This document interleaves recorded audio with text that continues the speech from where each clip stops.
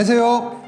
스마트 보상TV의 스마트 손해사등사 홍신우입니다. 오늘은 굉장히 민감한 주제를 가져왔는데요. 바로 의료자문 동의서 관련된 내용입니다. 요즘 보험업계에서 비급여 실비 관련 굉장히 이슈가 많이 되고 있는데, 일단 비급여도 비급여지만 보험금 청구가 실비만 있는 게 아니잖아요. 의료자문이라는 게 무조건적으로 동의를 하면 안 된다가 아닙니다. 청구하는 보험금의 종류에 따라 동의를 할지 말지, 아니면 다른 서류로 대체할지 등 대처하는 방법이 달라지기 때문에 사건별로 제가 정리를 해드릴까 합니다.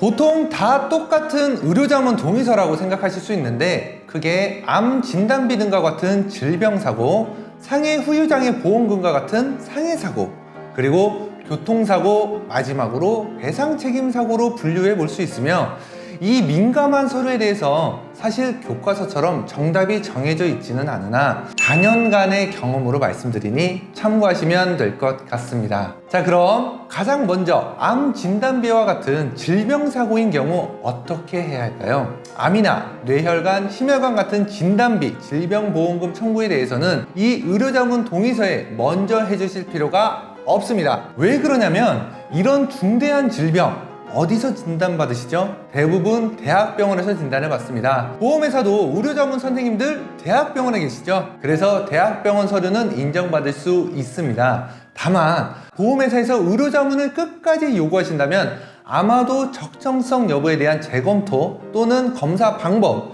의학적 소견이 부족해서 요청하는 경우가 많습니다. 그렇기 때문에 이때에는 보험회사 조사자분께 추가로 요청하는 게 어떤 건지 물어보신 후 주치의 선생님께 추가적으로 필요한 소견을 요청하신다라든지, 아니면 보험회사에서 필요로 하는 문답서를 가지고 주치의 선생님께 동행을 해서 해결하실 수가 있습니다. 질병보험금 관련해 말씀을 드리다 보니 이거 말씀 안 드릴 수가 없겠죠. 요즘 정말 이슈가 되고 있는 비급여 실손의료비, 백내장, 갑상선 고주파 절제술, 자궁근종 하이프 시술, 도수치료 등 이 보험금 청구에 대해서는 예외적으로 생각하셔야 합니다. 지금 금감원에서도 일부 몇몇 브로커 병원 때문에 실손의료비 적자로 몸살이 났는데, 이런 이슈되는 청구권에 대해서는 의료자문 동의서에 동의를 하지 않으시면 대학병원 동시감정 밖에는 답이 없습니다. 이 부분은 제가 직접 나서서 사건을 수임할 수도 없을 뿐더러 도와드릴 수 있는 방법이 없기 때문에 정말 문의 전화 많이 주시지만 저로서도 참 안타까운 심정입니다.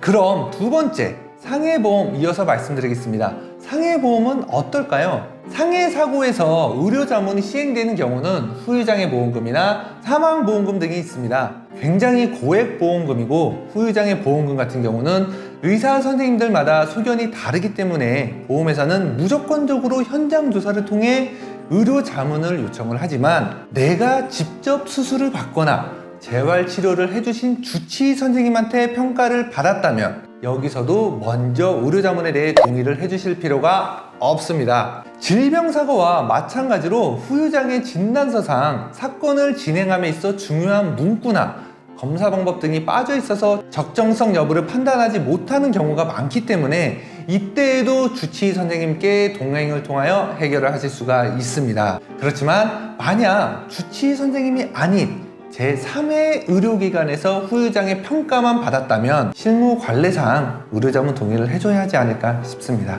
의료자문 동의서 영상 처음에 말씀드렸듯이 정해진 정답이 없을 뿐더러 보험회사마다 담당자들마다 진행하는 방식이 다 다릅니다. 그래서 그때 상황에 맞춰 유동적으로 움직이셔야 하는데, 어떻게 대처하실지 모르시면 대놓고 현장 조사자분께 물어보십시오. 어떤 자료가 부족해서 의료자문을 요구하는지, 또 다른 방법이 없는지 등 있는 그대로 물어보시고, 조금은 시간이 걸리고 번거롭겠지만 안전하게 돌아가시는 방법을 택하셔도 됩니다. 자, 어떻게 도움이 조금 되셨나요? 영상 처음에 말씀드렸던 교통사고와 배상책임보험은 두 번째 영상에서 이어서 말씀드릴 예정이오니 다음 영상도 꼭 시청해 주시고요. 오늘 영상 내용 마음에 드셨다면 구독과 좋아요 부탁드리겠습니다. 그럼 다음 영상에서 교통사고 배상책임보험으로 인사드리겠습니다. 감사합니다.